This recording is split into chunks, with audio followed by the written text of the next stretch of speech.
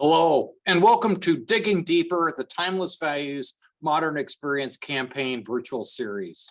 I'm Jerry Fleagle, President and CEO of the Hoover Presidential Foundation. Tonight, we're airing the third episode in this five-part series. And again, I'll answer your questions at the end of the presentation. Just enter them anytime in the question and answer feature found at the bottom of your screen. I would like to know also too, if you heard our promo on WMT radio Saturday morning. Please comment in the chat area if you did. But always use the Q&A feature for your questions. The series continues with our last two episodes on Thursday this week and on Tuesday night next week. We'll talk with tax attorney Gene Anderson about the most effective ways to maximize your tax benefits and detail the Hoover Tax Credit, which provides an outstanding benefit to donors. We'll record each session and post them on the Timeless Values website if you miss any of those and have interest on that. Tonight's episode is called It's a Process, the Timeless Values Modern Experience Campaign. In this episode, you'll learn about the planning behind the renovation campaign and the steps involved in renovating a museum regulated by the federal government. It's not as easy as you'd think. Immediately following my talk with Mundi McCarty, our Vice President of Development, I'll come back and take your questions about the project. Let's get right to it. Welcome to another installment in our Timeless Values Modern Experience video series. I'm Jerry Fleagle, President and CEO of the Hoover Presidential Foundation, and today I'm here with Mundi McCarty, Vice President of Development for the Foundation. In previous videos, we've discussed the need for a renovation and then what it would entail. This video will discuss how you can make it happen through the Timeless Values Modern Experience campaign for the renovation of the Herbert Hoover Presidential Library and Museum. Mundi, the name really says it all. Tell us how the name came about and what it means to the campaign. Yeah, great question. As we all know, the values that Herbert Hoover extolled were many, and they are classic American values. And we wanted to elevate and continue to tell that story of his values while making the museum experience for visitors from Iowa, from across the United States and internationally. We wanted them to have a very modern experience and interact with those values. So, Mundi, why a campaign? Why not just government funding for this project?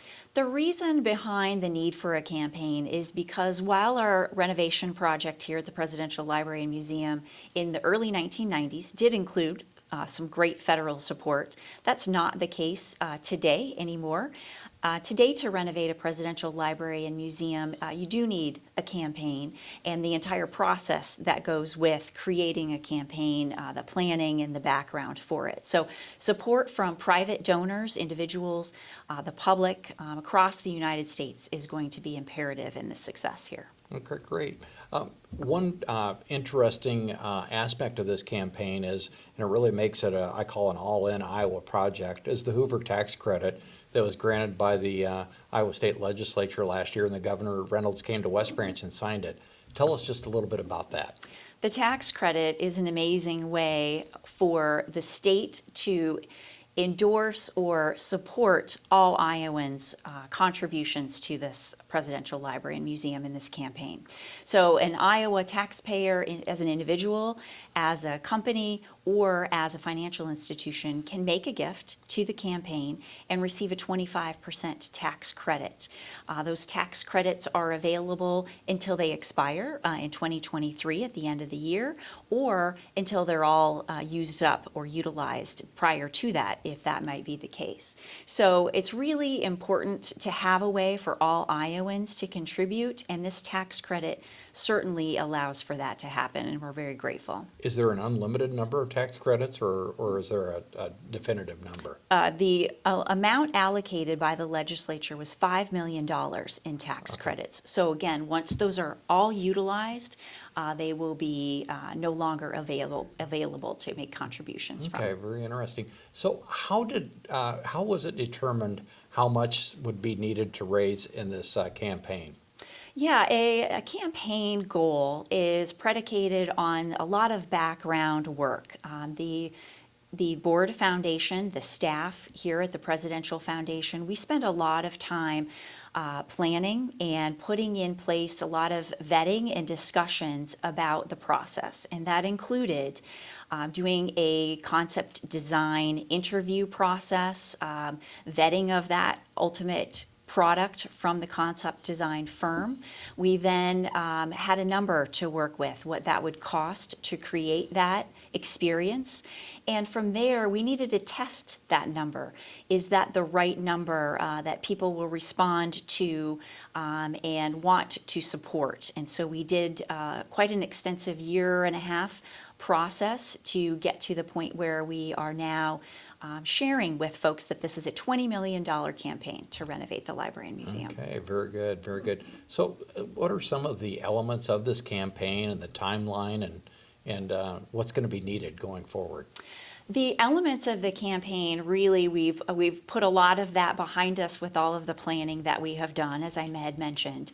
And now we're really moving forward and having conversations across the state and across the country to talk with donors about the importance here. Because a project like this has a finite timeline. We'd like to open this great renovated museum and reimagined museum on Herbert Hoover's birthday, his 150th birthday, on August 10th of 2024. So that's kind of our pressing timeline that we want to achieve. And along the way, we do have a couple of key significant dates that we want to be aware of. And again, that was the tax credit expiration of the end of calendar year 2023. So any gifts that would like to participate with the tax credit, we want to have conversations and allow people to make those gifts before that time. Okay, well, very good. So what are some of the various ways that the people that are watching this video can participate and help out? There are a lot, actually, and probably some of the most tax efficient and tax beneficial for a donor would be the use of appreciated assets or stocks or securities, however you term that. But giving appreciated assets really gives the biggest benefit for a donor. Probably secondary to that would be making a gift from a charitable IRA. So if you are an IRA holder, age 70 and a half, you can make part of your required minimum distribution or just your a charitable qualified distribution to the Hoover Presidential Foundation and receive both the tax benefits from that as well as the Hoover Tax Credit. There is also gifts of cash, so writing a check is certainly a way donors can make a gift. And probably one of the few ways that doesn't quite fit with helping to support a campaign is a gift in someone's will or estate plan. Otherwise, we are very much open to having conversations about different types of giving vehicles. And of course, a gift from a planned gift or from an estate plan, the reason it's probably not good for this capital campaign is because we have a certain deadline on that the money has to be raised by then. That's correct. That is correct. So obviously, it looks like grain prices are really up this year. What about grain? Can farmers donate grain? Certainly, gifts of grain from this wonderful agriculture state we live in is a perfect way to make a gift. That might not be a gift that comes out of the pocketbook and has to impact you and your income, but it certainly is an asset that you might hold. Very good, very good. So where can people go if they have questions about what method is best for them? That's a great question, and there are a variety, really, of resources for that. Certainly, the Hoover Presidential Foundation's website is one way that shows a variety of gifts options. The timelessvaluescampaign.org is another place that outlines the tax credit benefits. But you can take that information either to your advisor, tax accountant, financial advisor, attorney, and have those conversations there for sure. Alternately, yourself or myself are great resources for people who might call the foundation, and we're more than happy to visit with them and talk about the different giving vehicles and opportunities that might be a right fit for them. I think one of the things that we found is even some people that we thought were probably well versed in it, when we started explaining how they could make gifts in a very tax efficient way for them, were really surprised on it. And And it's been very good for them and very good for the project. Agreed. And as you'll see, if this is a viewer watching these segments, I believe we have Jean Anderson, an attorney, in an upcoming segment number 4. And Jean will really go through some of those giving vehicles in greater detail and can maybe spark an idea or a thought for individual donors. Very good, very good. And Jean, of course, is a former board chair and a longtime attorney specialized in taxes, so be a great resource on that. True. Very good. It will take gifts of all kinds and at all levels to achieve this worthwhile goal. Your gift is important to making this renovation a reality. As you've seen, the manner in which you can give can impact your personal taxes in a variety of ways. The mere act of making a gift impacts the project in profound ways. You have an opportunity to renew the story of Herbert and Lou Henry Hoover, their life and the new generation who's never heard of the great humanitarian or his many adventures in life. Your gift ensures that these stories meet that new generation on their terms, with technologies that will impact and transform their lives. Thank you for considering a gift today. Well, again, back here live on there. So Mundi and I had a chance to record that ahead of time on it, and be happy to answer any questions that people watching may have on there. One of them I would tell you, and Mundi and I both talked about it too, is on our next session, session 4, Jean Anderson, who specializes in taxes, will be our guest. And I tell you, you will find some real life examples. He'll walk you through different, how the numbers work. And it's just amazing on there. And you know, Jean just takes great pride in trying to save his clients, I know, tax savings, tax dollars on there. And, you know, he's really was one of the early advocates, I know, for the Hoover Tax Credit, what a difference it could make for not only our project, but for donors as well on that. So one of the things I might touch upon, a question we have is, well, so how did you, you know, and I think Mundi talked about it a little bit, was as far as how we came up with the project, the number on there. And obviously, there were 2 phases. One was our concept design phase, which we tried to figure out what we needed in the museum on there and what could work on, you know, as far as what we needed to do. And that came up with a dollar amount with some ranges. And then we did a feasibility study where we went out and talked to many focus groups, many individuals, as far as donors and interested parties, and you know what they would be interested in supporting the project at, and that's where we came up with the $20 million on there. So interestingly enough, if we were to use all the Hoover tax credits up, 5 million in tax credits at 25% would equal $20 million. So it certainly, we think, is achievable on that.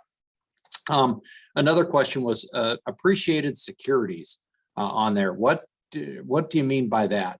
A prime example would be if you have a stock that's $25, maybe you bought it for, and the market is now $50 on it, that's appreciated $25. And if you were to sell it on there yourself, you're going to pay a capital gains tax on that, as well as potential other taxes. Whereas if you donate the appreciated stock, you would $50 would be the donation, even though it only costs you $25. You're also going to get a 25. If you're an Iowa resident, pay Iowa taxes, you're going to get a 25% tax credit on that, which amounts to $12.50 a share. So you can start seeing right away, besides having the federal deductibility, how that could make a big difference on there. And one of the things that we do encourage people to is, if you do have securities, take a look at those on there, because it's much better tax-wise to donate appreciated securities than an outright cash gift. Not that we don't mind outright cash gifts, but we want to try and do what's best for our donors on that as well. So one of those is obviously a charitable IRA too. I think Mundi talked about that. And that is a very good vehicle to use as well. So I guess I would probably, I don't have any other questions, but we would wrap this up in the thought that there's a lot of different ways that you can contribute to the project on there if you're so interested on there. It's a great project. It's going to be a project that all Iowans, in fact, everybody will be very proud of on there. As far as how you donate, so forth like that, I know myself, Mundi is available. Also, Shelley Mott, another one of our development officers, is very well versed in it as well as several trustees. So if you have any questions, please feel free to give us a call on there. We're here to help you achieve your goals. So that's all I have time for questions tonight. And I'd like to thank Mundi for some great information, and also thank you for joining us tonight. Please register for episode 4. As I said, that'll be Gene Anderson on there, and I think you'll find it very interesting. And it's called 5 Ways to Maximize Your Gift with Tax Attorney Gene Anderson, which airs this Thursday night, May 12th at 6 p.m. Recordings of these programs can be found at timelessvaluescampaign.org in the home drop-down menu in the news link. That's all we have time for tonight. Be sure to visit the timelessvaluescampaign.org to learn even more about this project. And thank you again for participating in this effort.